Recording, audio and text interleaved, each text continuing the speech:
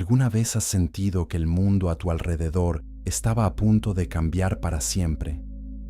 Sofonías 1:7 nos dice que debemos guardar silencio ante la presencia del Señor, porque su día está cerca. La mayoría de la gente asume que los profetas del Antiguo Testamento solo gritaban advertencias al vacío, pero la historia nos muestra que sus palabras transformaron naciones enteras y cambiaron el curso de la historia. En este relato, vamos a movernos en 3 pasos claros. Primero, descubriremos quién fue Sofonías y por qué su mensaje era tan urgente. Luego, exploraremos las profundas corrupciones que amenazaban a Judá desde adentro. Y finalmente, veremos cómo un mensaje de juicio se convierte en la promesa más hermosa de restauración. Y una vez que comprendamos esta primera capa, la verdadera historia comienza. Jerusalén, en el año 630 a.C., no era la ciudad santa que muchos imaginan. Las calles olían a incienso mezclado con el humo de sacrificios extraños. En las esquinas, adivinos leían presagios en las entrañas de animales.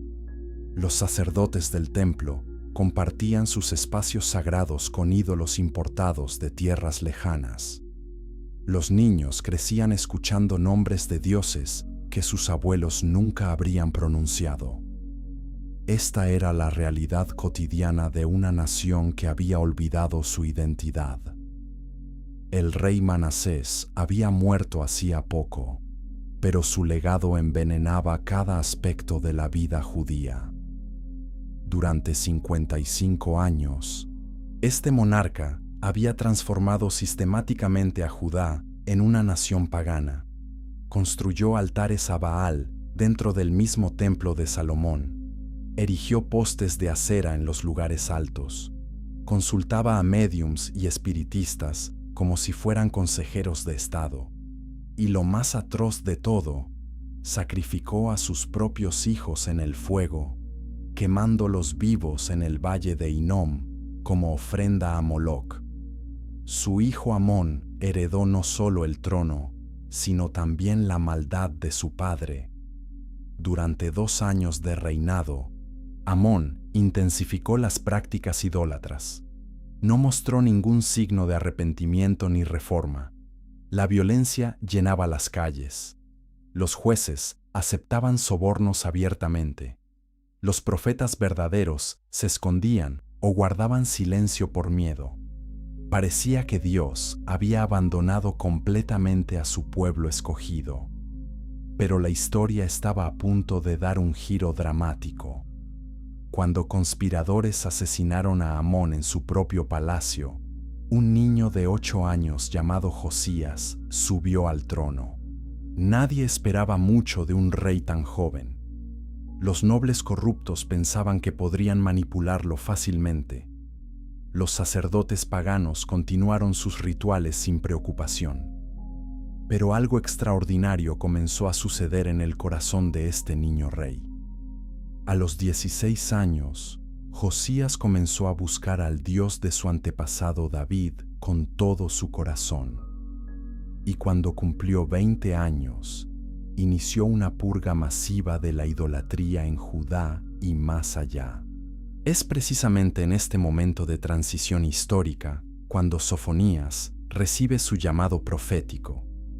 El profeta observa a su alrededor y ve 2 realidades simultáneas. Por un lado, un joven rey comenzando a limpiar el templo y destruir los altares paganos. Por otro lado, una sociedad tan profundamente corrompida que la reforma superficial no será suficiente. Las estatuas de Baal pueden ser derribadas, pero los corazones de la gente siguen aferrados a la idolatría. Los altares pueden ser demolidos, pero la injusticia social continúa sin control. Sofonías entiende algo crucial que muchos de sus contemporáneos no captan. La reforma religiosa externa no significa nada si no hay una transformación interna genuina. Puedes quemar todos los ídolos de madera y piedra, pero si el ídolo en tu corazón permanece intacto, no has cambiado nada real. Esta comprensión da a su mensaje una urgencia especial. El tiempo se está agotando. El día del Señor se aproxima como una tormenta en el horizonte, y cuando llegue, no habrá lugar para esconderse. Capítulo 2. Un profeta de sangre real. La genealogía de Sofonías es inusual entre los profetas. La Escritura traza su linaje a través de 4 generaciones hasta llegar a Ezequías. Este detalle no es accidental ni irrelevante.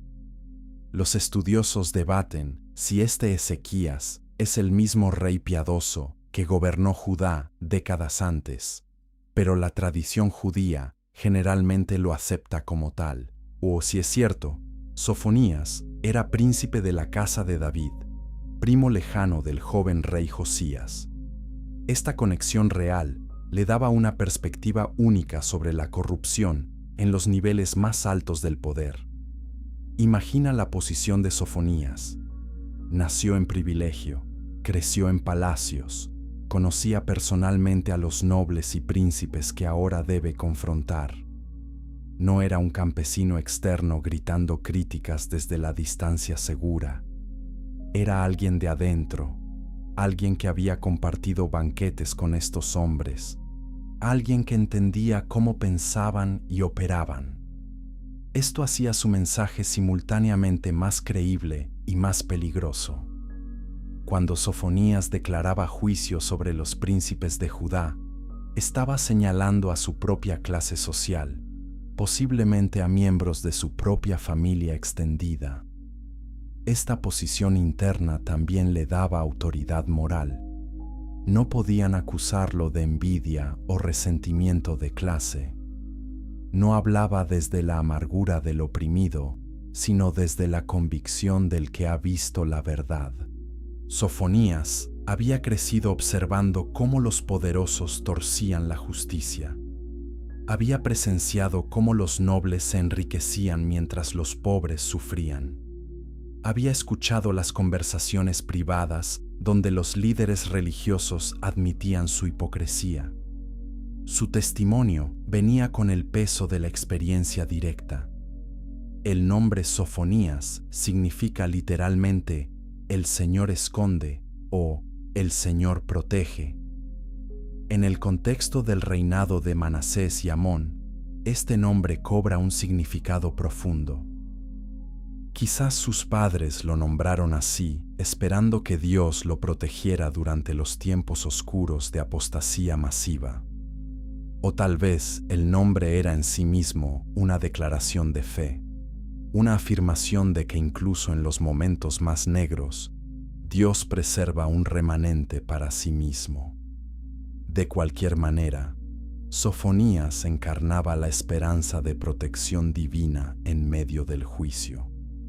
Su mensaje comienza con una declaración absolutamente devastadora. Dios anuncia que va a destruir completamente todo de la faz de la tierra. No es una amenaza limitada ni condicional. No hay escapatoria geográfica ni excepción social. Humanos y animales, aves del cielo y peces del mar, todo será barrido. Esta es una reversión del orden de la creación, un deshacimiento de todo lo que Dios estableció en Génesis. El lenguaje recuerda deliberadamente al diluvio de Noé, sugiriendo un juicio de proporciones cósmicas. Pero luego Sofonías enfoca su atención específicamente en Judá y Jerusalén. El juicio universal se personaliza. No es solo una catástrofe natural abstracta, sino una respuesta directa a pecados específicos. El profeta comienza a enumerar los objetivos divinos con precisión quirúrgica. Primero vienen los restos de Baal y los nombres de los sacerdotes idólatras. Estos serán completamente eliminados. No quedará rastro de su influencia. Ni siquiera sus nombres serán recordados. Es una sentencia de borrado total de la memoria histórica. Luego menciona a aquellos que se postran en los tejados ante el ejército del cielo. Esta era una práctica común en el Medio Oriente antiguo: adorar a las estrellas, planetas y constelaciones como si fueran dioses. Los tejados planos de las casas judías se habían convertido en altares paganos. Bajo el cielo nocturno, familias enteras ofrecían incienso a Venus, Marte y las constelaciones del zodíaco. Combinaban astrología con religión, y buscando guía en los astros en lugar de buscar al creador de esos astros.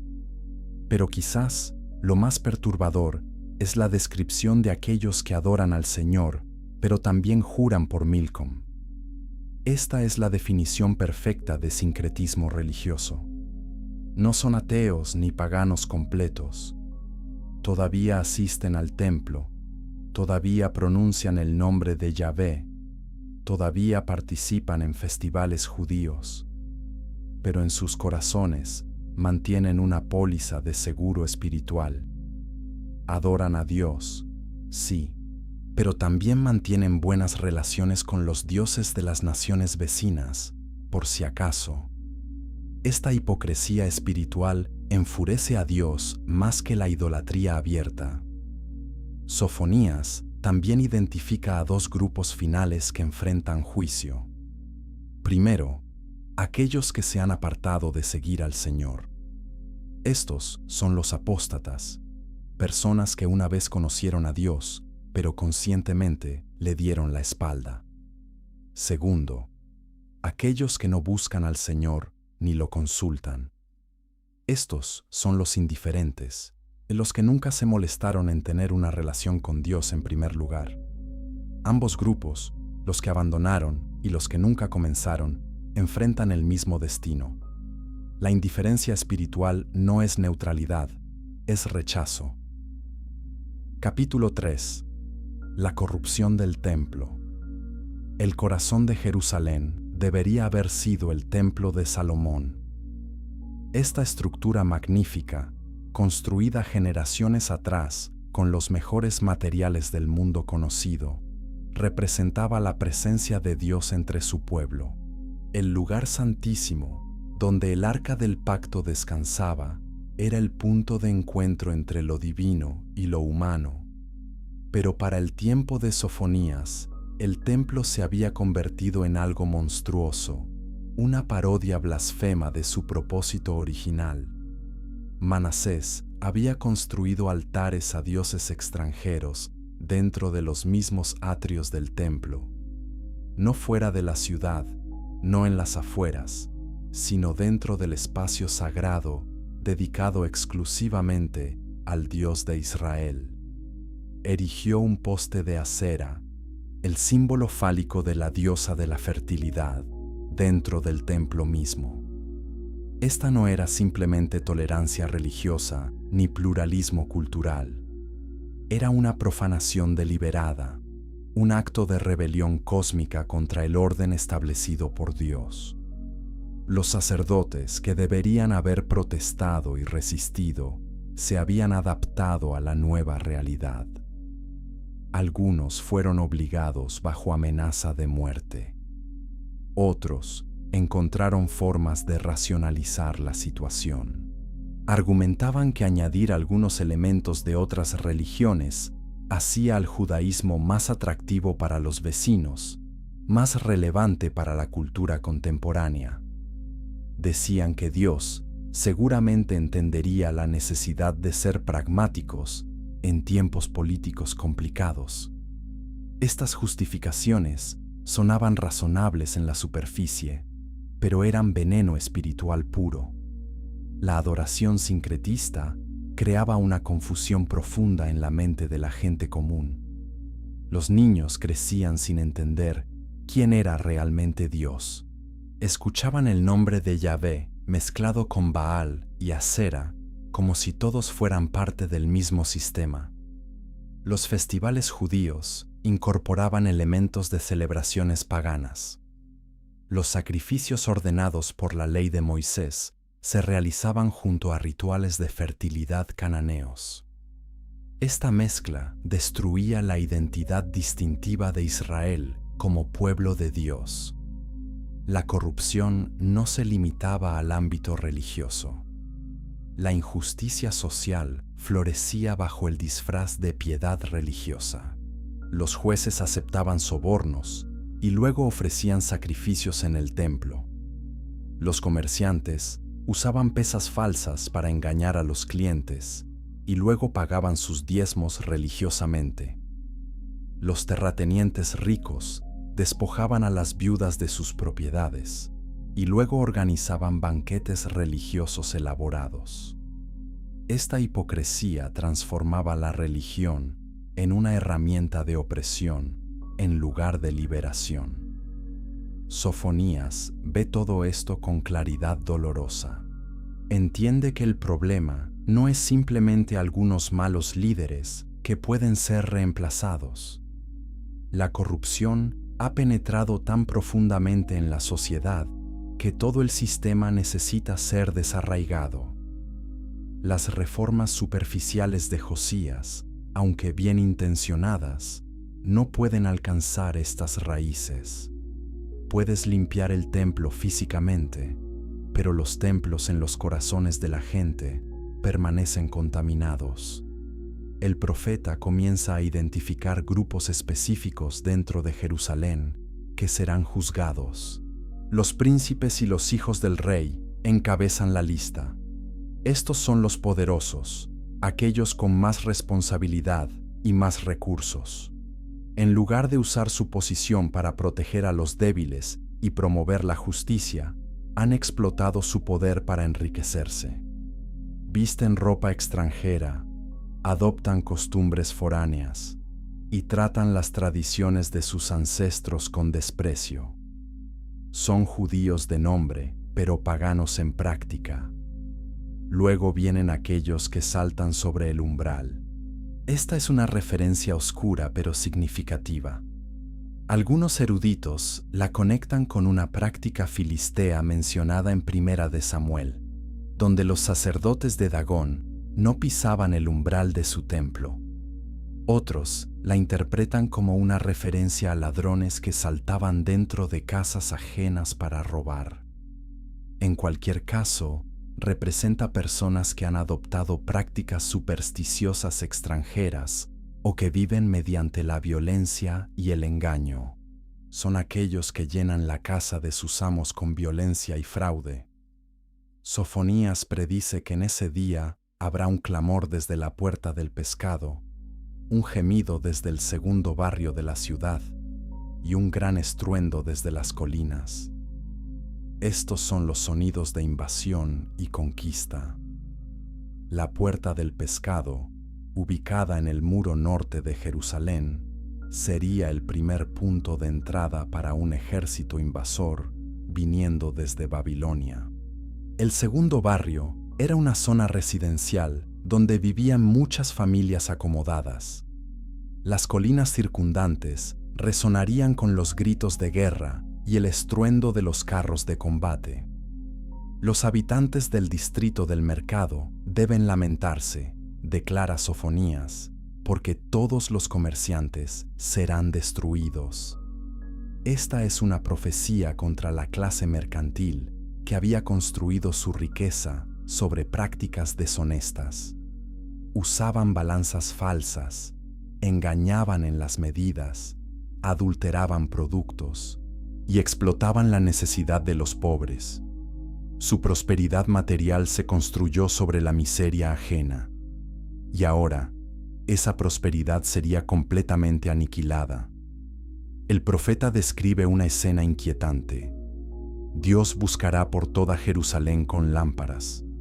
No habrá lugar oscuro donde esconderse, ningún rincón donde la culpa pueda permanecer oculta. Esta imagen de búsqueda divina es aterradora. No es un juicio masivo e impersonal, sino un examen detallado e individual. Dios conoce cada pecado secreto, cada injusticia oculta, cada hipocresía privada, y todos serán expuestos a la luz. Capítulo 4. El día del Señor se acerca. El concepto del día del Señor aparece repetidamente en la literatura profética, pero Sofonías le da un tratamiento particularmente intenso y aterrador. No es simplemente un día de ajuste de cuentas, ni un momento de corrección divina. Es un día de ira absoluta, un evento cataclísmico que transformará completamente la realidad conocida. Sofonías utiliza un lenguaje que evoca el caos primordial, sugiriendo que el día del Señor deshará la creación misma. El profeta comanda silencio ante la presencia del Señor soberano. Este llamado al silencio es único en la literatura profética. No es una petición de atención ni un pedido de respeto. Es el silencio de terror absoluto, el silencio que cae cuando la realidad se vuelve demasiado grande para las palabras. Es el silencio que precede a la ejecución, cuando el condenado ya no tiene nada que decir porque sabe que la sentencia es final e inapelable. Dios ha preparado un sacrificio, declara Sofonías. Pero este no es un sacrificio ordinario en el templo. La víctima del sacrificio es Judá misma. La nación entera será sacrificada, ofrecida sobre el altar del juicio divino. Y los invitados a este banquete macabro son los enemigos de Judá, las naciones que vendrán a devorar sus despojos. Esta inversión chocante de imágenes religiosas habituales muestra cuán profundamente Judá ha fallado en su relación con Dios. En ese día, continúa el profeta, castigaré a los príncipes y a los hijos del rey, y a todos los que visten ropa extranjera. La ropa extranjera no es simplemente una cuestión de moda. Representa la adopción de identidad extranjera, el rechazo de la identidad distintiva como pueblo de Dios. Cuando los líderes de Judá prefieren vestirse como babilonios, egipcios o asirios, están declarando su deseo de ser como las naciones, en lugar de ser diferentes y santos, como Dios los llamó a ser. Sofonías describe lo que sucederá en varios distritos de Jerusalén durante el día del Señor. Habrá un grito desde la puerta del pescado, un gemido desde el nuevo barrio y un gran estruendo desde las colinas. Estas son las tres áreas que serán golpeadas sucesivamente cuando el ejército invasor entre a la ciudad. El sonido de la conquista se moverá sistemáticamente a través de Jerusalén como una ola destructiva, sin dejar ningún área sin tocar. Los mercaderes del distrito comercial tienen razones especiales para lamentarse. Toda su gente será eliminada. Todos los que comercian con plata serán destruidos. La riqueza que acumularon mediante el engaño no les servirá de nada. No podrán sobornar a sus atacantes. No podrán comprar su salida de la situación. El oro y la plata que atesoraron serán despojados de sus cadáveres. La acumulación de riqueza sin justicia resulta ser completamente inútil cuando llega el juicio. El profeta describe a aquellos que son complacientes, asentados sobre sus sedimentos, como vino que no ha sido agitado. Esta es una metáfora vitivinícola. El vino que se deja reposar demasiado tiempo sin ser transferido de una vasija a otra desarrolla sedimentos y pierde su sabor. Se vuelve espeso, turbio, desagradable. Estos son los espiritualmente complacientes, aquellos que viven vidas cómodas sin nunca ser perturbados por la convicción ni desafiados por la fe genuina. Estas personas complacientes dicen en sus corazones que el Señor no hará nada, ni bueno ni malo. Han desarrollado un deísmo práctico. Creen que Dios existe en algún sentido abstracto, pero que no interviene en los asuntos humanos. piensan que pueden vivir como quieran sin consecuencias divinas. Esta actitud de indiferencia espiritual es quizás el pecado más insidioso de todos, porque se disfraza como sofisticación y madurez, cuando en realidad es pura rebeldía. Sofonías advierte que la riqueza de estas personas será saqueada y sus casas destruidas. Construirán casas, pero no vivirán en ellas. Plantarán viñas, pero no beberán su vino. Esta es la maldición clásica del pacto, pronunciada en Deuteronomio. El trabajo de sus manos no les traerá beneficio, porque el juicio interrumpirá todos sus planes. La vida que imaginaron para sí mismos nunca se materializará. Luego viene la descripción más intensa del día del Señor en toda la profecía. Es un día de ira, un día de angustia y aflicción, un día de destrucción y desolación, un día de oscuridad y penumbra, un día de nubes y densas tinieblas. El lenguaje se acumula en capas, cada frase añadiendo otro aspecto del terror. No es solo un día malo, es el día peor imaginable, cuando todo lo temible se manifiesta simultáneamente. Será un día de sonido de trompeta y grito de batalla contra las ciudades fortificadas y contra las torres altas. Las defensas en las que Judá confiaba, las murallas masivas de Jerusalén, las torres de vigilancia, las puertas reforzadas, ninguna de estas cosas los protegerá. La seguridad humana es ilusoria cuando Dios mismo es el adversario. No hay fortaleza que pueda resistir cuando el Creador decide juzgar. Capítulo 5. Juicio sobre las naciones. Después de pronunciar juicio sobre Judá, Sofonías expande su visión profética para incluir a las naciones circundantes. Este movimiento es significativo. Demuestra que el día del Señor no es simplemente un asunto local ni un problema entre Dios e Israel. Es un evento de alcance cósmico que impacta a toda la humanidad. Ninguna nación está exenta, ningún poder terrenal está fuera del alcance del juicio divino. Esta es una verdad que las naciones orgullosas constantemente olvidan. El profeta comienza con los filisteos, los enemigos tradicionales de Israel ubicados a lo largo de la costa mediterránea. Menciona específicamente 4 de las 5 ciudades principales de Filistea: Gaza, Ascalón, Asdod y Ecrón. La quinta ciudad, Gat, no se menciona probablemente porque ya había sido destruida en conflictos anteriores. Estas ciudades representaban poder marítimo, comercio próspero y cultura sofisticada. Pero ninguna de estas cosas las salvará del juicio venidero. Gaza será abandonada, declara Sofonías. Ascalón quedará desolada.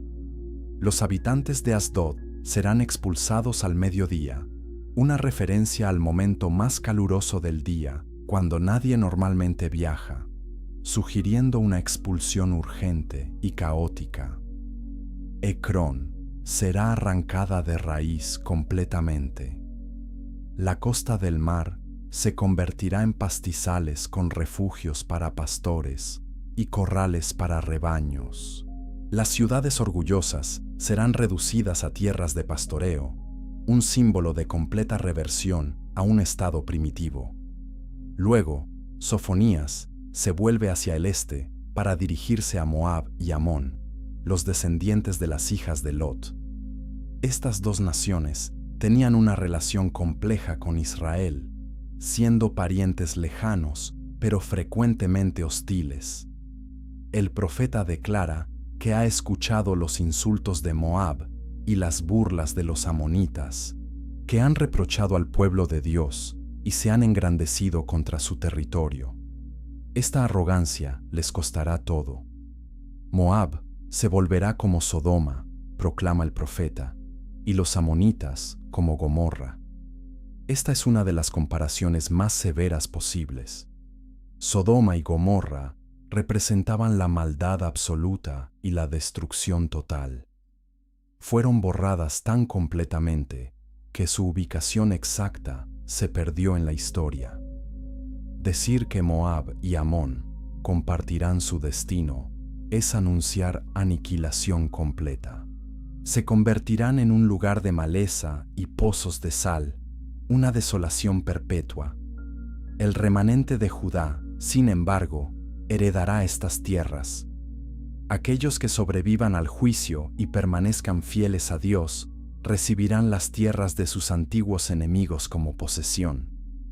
Esta es una inversión dramática de fortunas. Los que fueron despreciados y atacados se convertirán en los herederos. Los que fueron considerados débiles y destinados a la destrucción serán los sobrevivientes que prosperan. Esta promesa ofrece esperanza en medio del mensaje de juicio. La causa de la caída de Moab y Amón es específicamente identificada: su orgullo. Se engrandecieron contra el pueblo del Señor de los ejércitos. El orgullo es un tema recurrente en el mensaje de Sofonías. Es el pecado fundamental que subyace a todos los demás pecados. Cuando las naciones se consideran autosuficientes e invulnerables, cuando tratan a otros con desprecio, cuando confían en su propio poder en lugar de reconocer a Dios, están preparando su propia destrucción. El profeta entonces mira hacia el sur, hacia Etiopía. Los etíopes también serán atravesados por la espada de Dios. Esta breve mención sugiere que incluso las naciones distantes, que no tienen conflicto directo con Israel, no están fuera del alcance del juicio divino. La distancia geográfica no ofrece protección. El aislamiento no garantiza seguridad. Dios es soberano sobre toda la tierra, no solo sobre el Medio Oriente. Finalmente, Sofonías dirige su atención hacia el norte, hacia Asiria, el imperio dominante de la época. Asiria había sido el terror del Medio Oriente durante generaciones. Su ejército era legendario por su crueldad. Sus anales históricos se jactaban de las atrocidades cometidas contra las naciones conquistadas. Asiria había destruido el reino del norte de Israel décadas antes, dispersando las 10 tribus. Parecía invencible, eterna, más allá del alcance del juicio humano o divino. Pero Sofonías declara que Dios extenderá su mano contra el norte y destruirá a Asiria. Convertirá a Nínive, la magnífica capital, en una desolación, una tierra árida como el desierto. Esta profecía habría sonado increíble cuando se pronunció. Nínive era una de las ciudades más grandes y poderosas del mundo antiguo. Sus murallas eran tan anchas que 3 carros podían correr lado a lado sobre ellas. Sus palacios eran llenados con tesoros saqueados de docenas de naciones conquistadas. Sin embargo, el profeta describe un futuro donde los rebaños se acuestan en medio de Nínive. Animales salvajes habitarán sus ruinas. El búho del desierto y el cuervo anidarán en sus capiteles de columnas. Sus voces resonarán en las ventanas. La desolación estará en los umbrales. Las vigas de cedro quedarán expuestas cuando los techos colapsen. Esta imagen de naturaleza salvaje reclamando la ciudad orgullosa es poderosa. Lo que el hombre construyó en arrogancia, la creación lo devorará en silencio. Capítulo 6. La caída de los orgullosos. Nínive se regocijaba en su seguridad. La ciudad orgullosa decía en su corazón: yo soy, y no hay ninguna otra fuera de mí. Esta declaración de autosuficiencia divina es blasfemia pura. Solo Dios puede decir yo soy como declaración de existencia absoluta. Cuando una ciudad o nación hace esta afirmación, está usurpando el lugar de Dios declarándose a sí misma como la realidad última.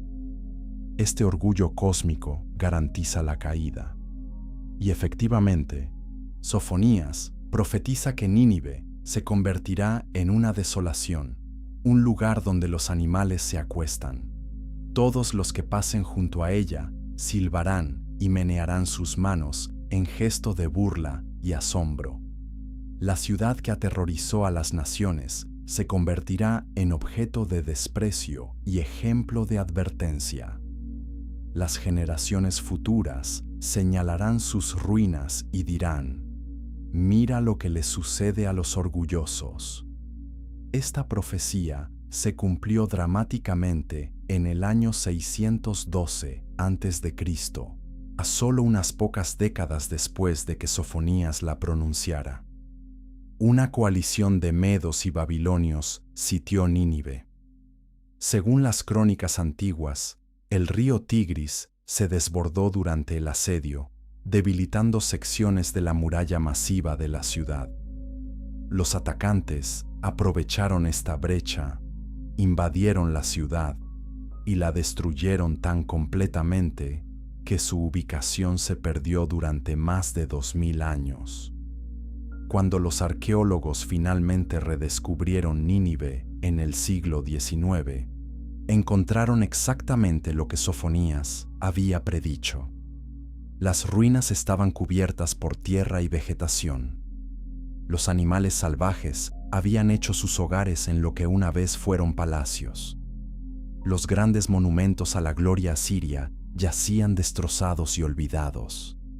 La ciudad que declaró «Yo soy, y no hay ninguna otra fuera de mí», había sido silenciada tan completamente que el mundo olvidó dónde había estado. El orgullo de Nínive es un patrón que se repite a lo largo de la historia humana. Cada imperio en su apogeo se cree excepcional, permanente, destinado a durar para siempre. Los egipcios construyeron pirámides para la eternidad. Los babilonios construyeron jardines colgantes que tocaban el cielo. Los romanos declararon que su imperio duraría 1000 años. Los mongoles conquistaron desde China hasta Europa y pensaron que su dominio era permanente. Todos cayeron. Esta es una verdad que las naciones modernas también necesitan recordar. El poder militar no garantiza supervivencia. La riqueza económica no asegura permanencia. La influencia cultural no previene el colapso. Cuando una nación olvida a Dios, cuando se vuelve arrogante en su éxito, cuando trata a otros con crueldad y desprecio, está plantando las semillas de su propia destrucción. La historia es un cementerio de imperios que pensaron que durarían para siempre. Sofonías entiende que el orgullo no es simplemente un defecto de carácter individual, es un pecado corporativo, algo que naciones enteras pueden manifestar. Y el juicio sobre el orgullo nacional es tan inevitable como el juicio sobre el orgullo individual. Dios resiste a los soberbios, ya sean personas o pueblos. La arrogancia que dice, no necesitamos a Dios o somos superiores a otros, eventualmente enfrenta corrección divina. El mensaje para Judá en todo esto es claro. Si Dios no perdonó a Asiria con todo su poder, ¿por qué Judá piensa que será tratada diferentemente? Si Nínive con sus murallas impenetrables cayó, ¿qué esperanza tiene Jerusalén? La única seguridad real no viene de muros ni ejércitos, sino de una relación correcta con Dios. La única protección verdadera es la humildad que reconoce la dependencia de Dios. Pero Judá no está escuchando. Después de describir el juicio sobre las naciones, Sofonías vuelve su atención nuevamente a Jerusalén. La ciudad rebelde y contaminada, la ciudad opresora, se niega a escuchar la voz de Dios. No acepta corrección. No confía en el Señor. No se acerca a su Dios. tiene todos los privilegios de ser la ciudad santa, pero ninguna de las características de un pueblo santo. Los líderes de Jerusalén son descritos con imágenes animales devastadoras. Sus oficiales son leones rugientes. Sus jueces son lobos nocturnos que no dejan nada para la mañana. Sus profetas son arrogantes y traidores. Sus sacerdotes profanan el santuario y violan la ley. Cada categoría de liderazgo, político, judicial, profético y religioso, Oni ha fallado completamente. La ciudad carece de guía moral en todos los niveles. Sin embargo, en medio de esta ciudad corrupta, el Señor es justo. Él está dentro de ella, no hace injusticia. Cada mañana trae su justicia a la luz, nunca falla. Esta es una observación profundamente conmovedora. Dios no ha abandonado a Jerusalén a pesar de su pecado. Todavía está presente, todavía ofrece justicia, todavía proporciona una alternativa al camino de muerte que la ciudad ha elegido. Pero los injustos no conocen vergüenza, continúan en su maldad sin arrepentimiento. Capítulo 7. El llamado al arrepentimiento.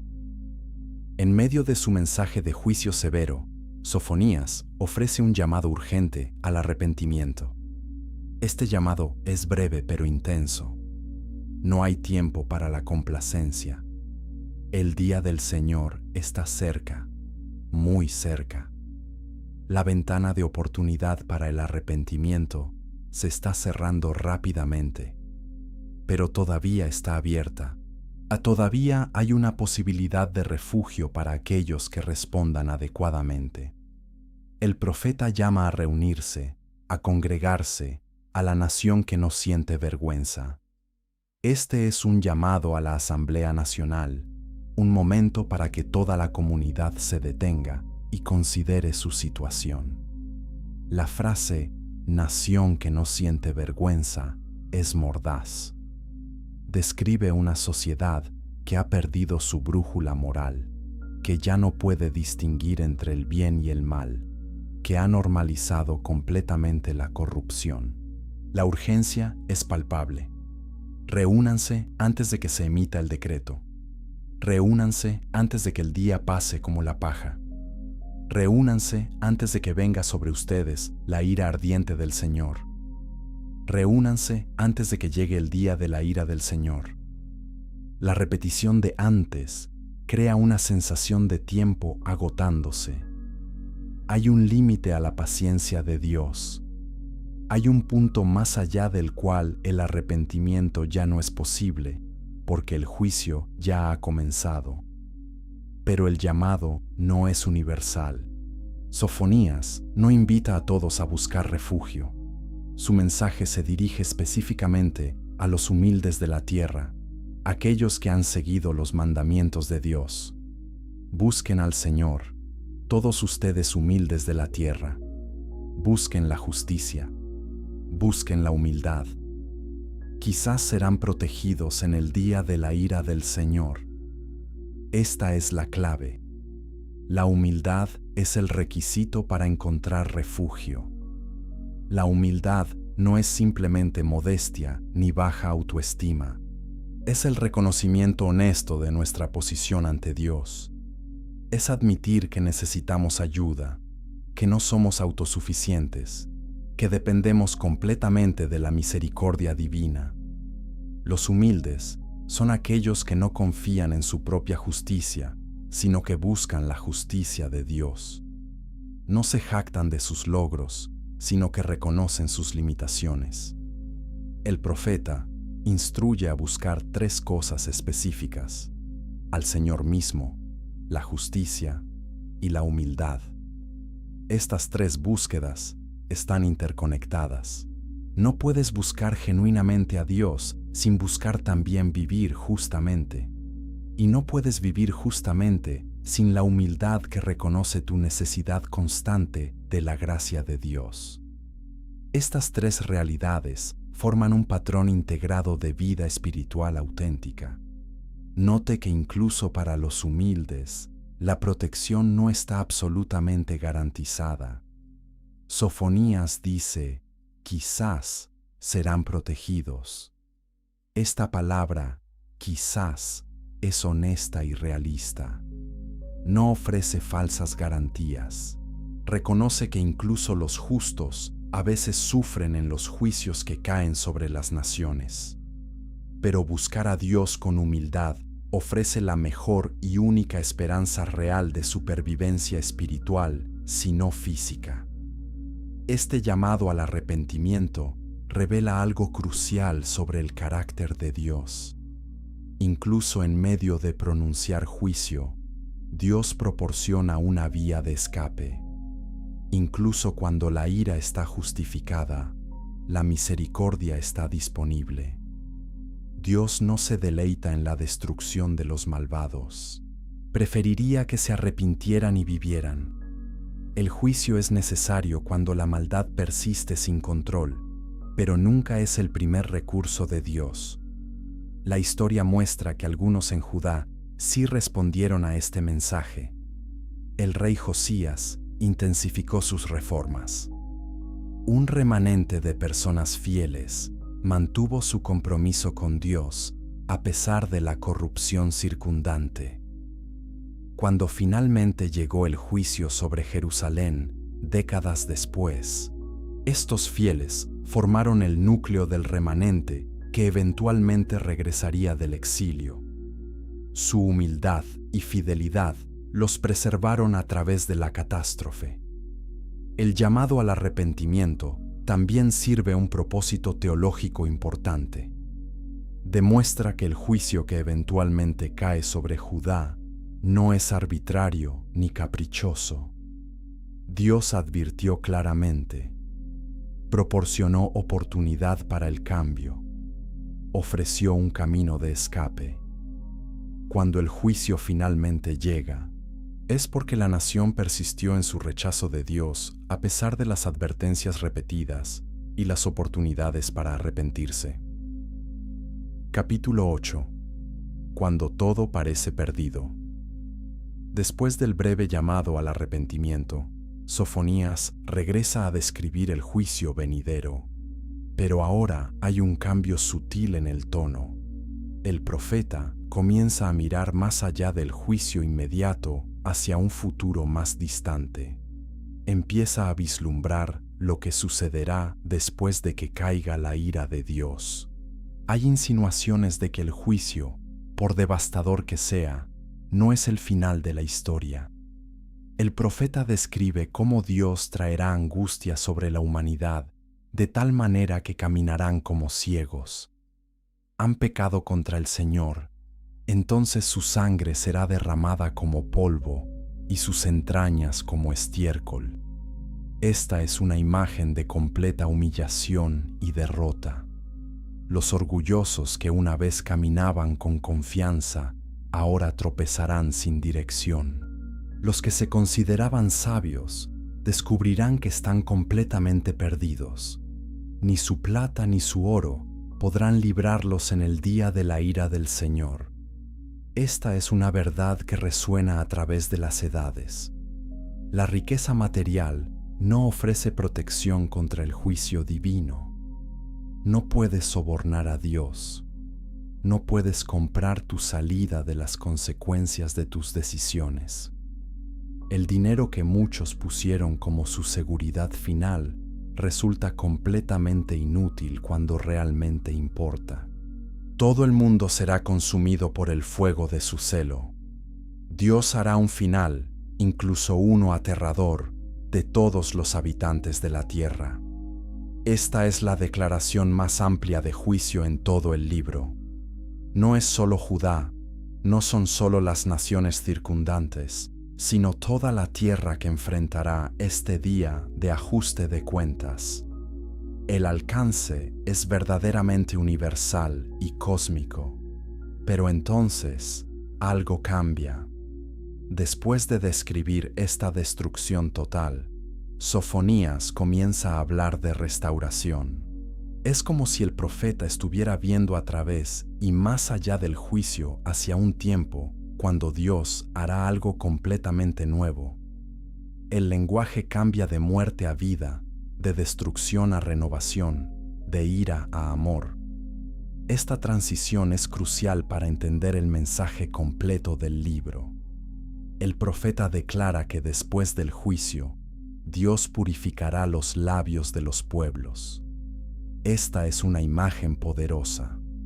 Los labios impuros que pronunciaron blasfemias, mentiras y violencia serán limpiados. La comunicación humana, corrompida por el pecado, será restaurada a su propósito original. Las personas podrán invocar el nombre del Señor y servirle de común acuerdo. Esta purificación de los labios recuerda la experiencia del profeta Isaías en el templo. Cuando vio la gloria de Dios, Isaías clamó que era un hombre de labios impuros, viviendo entre un pueblo de labios impuros. Un serafín tocó sus labios con un carbón encendido del altar, purificándolos simbólicamente. Ahora Sofonías promete que esta purificación será universal, no limitada a un solo profeta, sino extendida a los pueblos. Desde más allá de los ríos de Etiopía, dice el profeta, mis adoradores, mi pueblo disperso, me traerán ofrendas. Esta es una visión notable. Aquellos que fueron esparcidos en el juicio serán reunidos nuevamente. Vendrán desde las tierras más distantes para adorar. La dispersión no será permanente. El exilio tendrá un final. Dios restaurará a su pueblo desde los lugares más remotos de la tierra. En ese día, continúa Sofonías, no serás avergonzada por todas tus acciones en las que transgrediste contra Dios, porque entonces Dios quitará de en medio de ti a los arrogantes y jactanciosos. Ya no serás altiva en mi monte santo. Esta es una promesa de transformación interna. No es solo restauración externa de circunstancias, sino limpieza interna del orgullo y la arrogancia que causaron la caída original. Dios dejará en medio de su pueblo un remanente humilde y modesto. Este remanente buscará refugio en el nombre del Señor. El remanente de Israel no cometerá injusticia, no dirán mentiras, no se encontrará engaño en sus bocas. Podrán pastar y acostarse sin que nadie los aterrorice. Esta descripción del remanente restaurado es el opuesto exacto de la Jerusalén corrupta descrita anteriormente en la profecía. La imagen de pastar y acostarse sin temor evoca las promesas pastorales del Salmo 23. Es una imagen de paz, seguridad y provisión divina. Después de la tormenta de juicio, vendrá una calma de restauración. Después de la noche de terror, amanecerá un día de tranquilidad. Esta es la esperanza que sostiene al remanente fiel a través de los tiempos oscuros. Capítulo 9. La promesa del remanente. El concepto del remanente es fundamental para entender la teología de Sofonías y de toda la tradición profética. El remanente no es la mayoría. No son los poderosos ni los influyentes. No son aquellos que parecen exitosos según estándares mundanos. El remanente son los humildes, los fieles, aquellos que mantuvieron su integridad cuando todos los demás la perdieron. A lo largo de la historia de Israel, este patrón del remanente aparece repetidamente. En los días de Noé, solo 8 personas sobrevivieron al diluvio. En los días de Elías, 7,000 no habían doblado rodilla ante Baal. En los días del exilio babilónico, un pequeño grupo mantuvo la fe y eventualmente regresó para reconstruir. El remanente es la prueba de que Dios nunca abandona completamente a su pueblo, sin importar cuán oscuros se vuelvan los tiempos. Sofonías describe las características del remanente con precisión. Son humildes y modestos. No son orgullosos ni arrogantes. Buscan refugio en el nombre del Señor, no en su propio poder ni recursos. Esta humildad los distingue radicalmente de la sociedad corrupta que los rodea. Mientras otros confían en riqueza, poder político o alianzas militares, el remanente confía solo en Dios. El remanente no cometerá injusticia. Esta es una característica moral fundamental. En una sociedad donde la injusticia era normal, donde los jueces aceptaban sobornos y los comerciantes engañaban a los clientes, el remanente mantiene estándares éticos absolutos. Su comportamiento no está determinado por lo que todos los demás hacen, sino por lo que Dios requiere. Son una contracultura moral dentro de una cultura corrupta. No dirán mentiras. En una sociedad construida sobre el engaño, donde los profetas falsos pronunciaban mentiras reconfortantes y los líderes hacían promesas que nunca cumplirían, el remanente habla verdad. Su palabra es confiable. Su compromiso es genuino. Esta honestidad radical los hace destacar como luz en la oscuridad. No se encontrará engaño en sus bocas. Esta frase enfatiza la autenticidad completa del remanente. No son hipócritas. No pretenden ser algo que no son. Su vida interior coincide con su presentación exterior. Esta integridad los distingue de los líderes religiosos hipócritas de Jerusalén que realizaban rituales externos mientras sus corazones estaban lejos de Dios. Podrán pastar y acostarse sin que nadie los aterrorice. Esta promesa de seguridad es particularmente significativa después de todas las descripciones de terror y destrucción en las secciones anteriores de la profecía. El remanente experimentará paz genuina. No vivirán en miedo constante. Tendrán provisión suficiente. Esta paz no es ausencia de desafíos, sino presencia de confianza en Dios. El profeta entonces explica qué pasará con aquellos que causaron problemas al pueblo de Dios. En ese tiempo, Dios tratará con todos los que te oprimen. Salvará a los cojos y reunirá a los exiliados. Les dará alabanza y fama en cada tierra donde fueron avergonzados. Esta es justicia restaurativa. Dios no solo castiga a los opresores, sino que también restaura a los oprimidos. La promesa de reunir a los cojos y exiliados es particularmente conmovedora. Estos son los más vulnerables, aquellos que menos pueden ayudarse a sí mismos. En las sociedades antiguas, los discapacitados frecuentemente eran abandonados o marginados. Los exiliados perdían toda conexión con hogar y comunidad. Pero Dios promete atención especial precisamente a estos grupos vulnerables. Su reino invierte las jerarquías del mundo. Les daré honor y alabanza entre todos los pueblos de la tierra cuando restaure sus fortunas ante sus propios ojos, dice el Señor. Esta promesa de restauración visible es importante.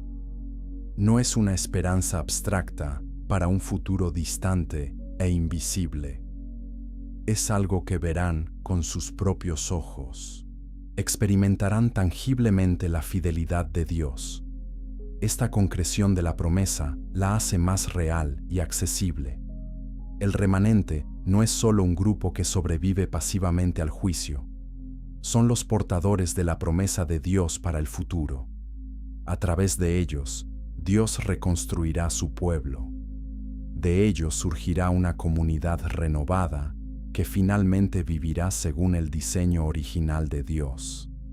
Son la semilla de la que crecerá algo completamente nuevo.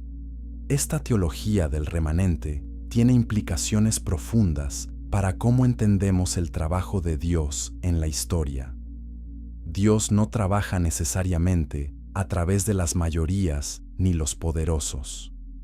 Frecuentemente, trabaja a través de minorías fieles que mantienen la visión cuando todos los demás la han perdido. El éxito numérico no es la medida del favor de Dios. La fidelidad es lo que importa. Capítulo 10. Dios canta sobre su pueblo. Después de toda la oscuridad y el juicio, Sofonías alcanza el clímax emocional de su profecía. El tono cambia dramáticamente de advertencias severas a invitación jubilosa. El profeta llama a la hija de Sión a cantar, a Israel a gritar de alegría, a la hija de Jerusalén a regocijarse y exultar con todo su corazón.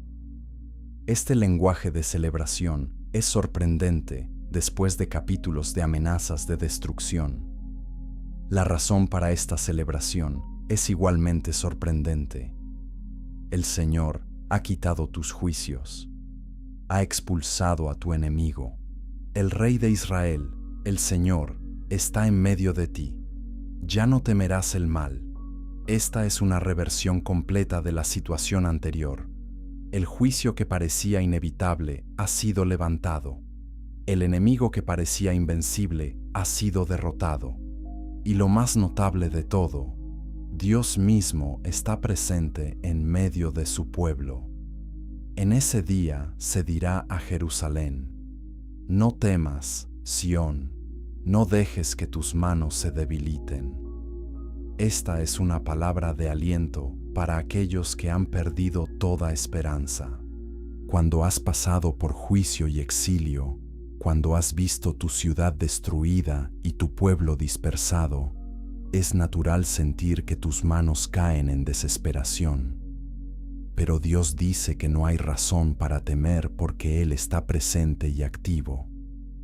Luego viene la declaración más hermosa en todo el libro de Sofonías, quizás una de las más hermosas en toda la Biblia.